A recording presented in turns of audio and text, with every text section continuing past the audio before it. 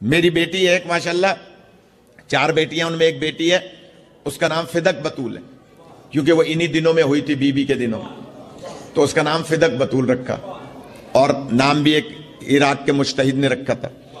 تو وہ جب 6ٹھی کلاس میں گئی تو اس کی ٹیچر تھی جو شیعہ نہیں تھی، اس نے پوچھا یہ فدق کا مطلب کیا ہے؟ تو اس نے کہا کہ آپ لغت میں دیکھ لیں۔ یار تھوڑا سا جاگ جائے، میرے خیال میں بہت تھک گئے آپ۔ میری بیٹی ماشاءاللہ وہ میڈیکل میں پڑھ رہی ہے، اس نے جب 6ٹھی میں تھی تو اس نے ٹیچر سے کہا کہ آپ لغت میں دیکھ لیں مانا۔ اس نے کہا اچھا دیکھ لوں گی۔ وہ بھول گئی، اپنے گھر گئی، شوہر اس کا پروفیسر تھا، تو اس سے کہا بھائی میں دیکھنا لغت میں بھول گئی، تم تو پروفیسر ہو، میں تو ٹیچر ہوں 6ٹھی 7ویں کی، تو تم کالج میں پڑھاتے ہو، یہ فدق کا کیا مطلب ہے؟ تو اس نے کہا مجھے بھی نہیں پتا، پڑھاتے ہی نہیں ہیں، بتاتے ہی نہیں ہیں، وہ ہمارے کہنے لگے کہ مجھے نہیں پتا۔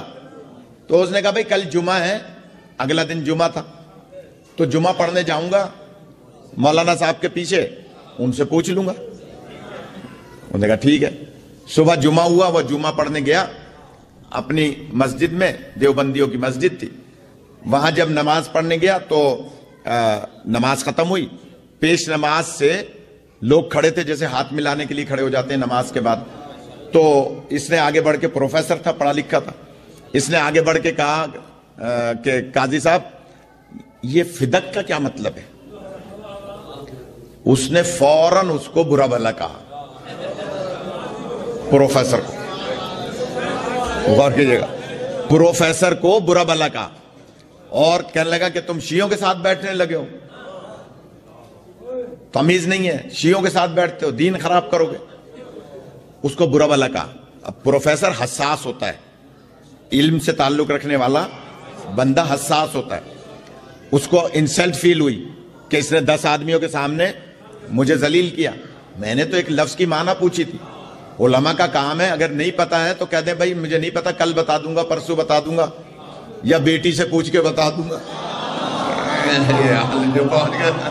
جن کی تاریخ پڑھنے کا خدا آپ کو سلامت رکھے، بھائی اگر نہیں جانتا تو جواب دے دے، لیکن وہ کہہ رہا ہے کہ غصہ ہو رہا ہے، پروفیسر کو برا لگا کہ اس نے میری بے عزتی کی ہے، دل میں سوچ لیا کہ آج کے بعد اس کے پیچھے نماز نہیں پڑھوں گا۔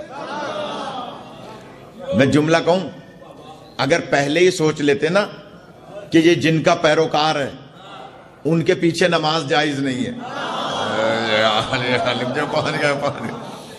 تو خیر کہا میں اب اس کے پیچھے تو نماز پڑھوں گا نہیں، بدتمیز مولوی ہے، لہذا اس نے کہا کہ میرے لیے کیا مسئلہ ہے، میں یونیورسٹی میں پڑھاتا ہوں، وہاں بہت بڑی بڑی لائبریریاں ہیں، وہاں کسی بھی لائبریری میں جا کر لغت میں بات لغت کی کر رہا ہوں، لغت میں دیکھ لوں گا، پتہ چل جائے گا۔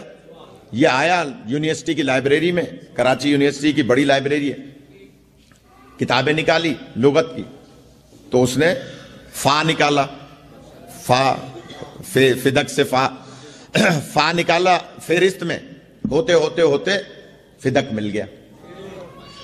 لغت لکھنے والا منصف مزاج تھا، اس نے اس کے آگے جملہ لکھا کہ یہ وہ باغ تھا جو نبی کی بیٹی سے حاکم نے چھین لیا تھا۔ تھوڑا سا جاگ جائیں، لغت لکھنے والے نے صرف اتنا سا جملہ لکھا، تفصیل نہیں لکھی کہ نبی کی بیٹی کون، حاکم کون، تفصیل نہیں لکھی، اس نے صرف اتنا لکھا کہ نبی کی بیٹی سے حاکم نے باغ تھا وہ چھین لیا تھا۔ اب یہ پریشان ہوا کہ بھئی نبی کی بیٹی سے حاکم نے باغ چھین لیا تھا، کون حاکم تھا، نبی کی کون سی بیٹی تھی؟ غور کیجئے گا، پروفیسر تھا، تحقیق کرنے لگا، تحقیق کرتے کرتے کرتے 6 مہینے لگے، پھر اس نے فدق پر کتابیں منگائیں، اور کہاں کہاں سے کتابیں لینے کے بعد 6 مہینے کے بعد اپنی زوجہ سے کہا کہ ہم نتیجے پر پہنچ گئے کس نے باغ چھینا تھا، کس سے باغ چھینا تھا.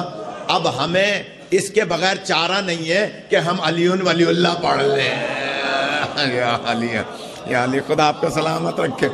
اس کے بغیر چارہ نہیں ہے کہ ہم علی ولی اللہ پڑھ لیں. بچی نے نام کی معنی نہ بتا کے دعوت فکر دی. یا علی کہ تم لغت جا کے دیکھ لو، تمہیں لغت میں پتا چل جائے گا کہ فدق کی معنی کیا ہے. اور وہ دونوں منصف مزاج تھے، پڑھے لکھے تھے. صحیح معنی لغت کی دیکھی تو دروازہ اہل بیت پر آ گئے. نتیجے پہ پہنچ گئے کہ کس نے چھینا تھا اور اس کی وجہ کیا تھی اور کس سے چھینا تھا.